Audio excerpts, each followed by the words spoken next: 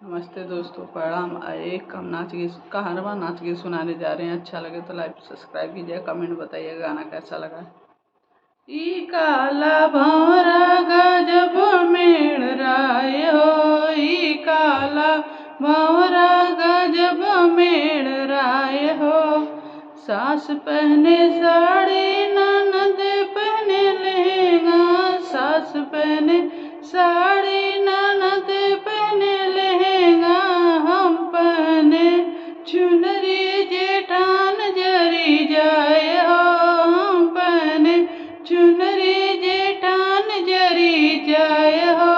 ई काला भंवरा गजब मेड़राय हो, ई काला भंवरा गजब मेड़राय हो, ई काला भंवरा गजब मेड़राय हो। सास खाए पेड़ा ननद खाए लड्डू, सास खाए पेड़ा ननद खाए लड्डू। हम खाए बर्फी, हम खाए बर्फी बलम जरी जाए हो, हम खाए बर्फी बलम ललचाए हो, हम खाए बर्फी बलम ललचाए हो।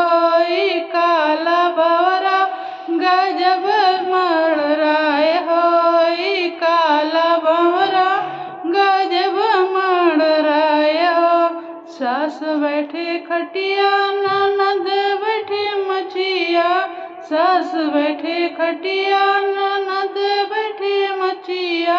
हम बैठे सोफा देवर जरी जाए हो, हम बैठे सोफा देवर जरी जाए हो।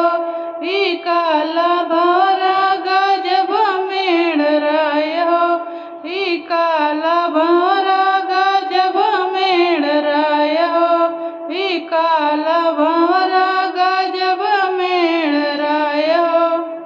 गाना कैसा लगा है कमेंट पे हम लोग बताइएगा।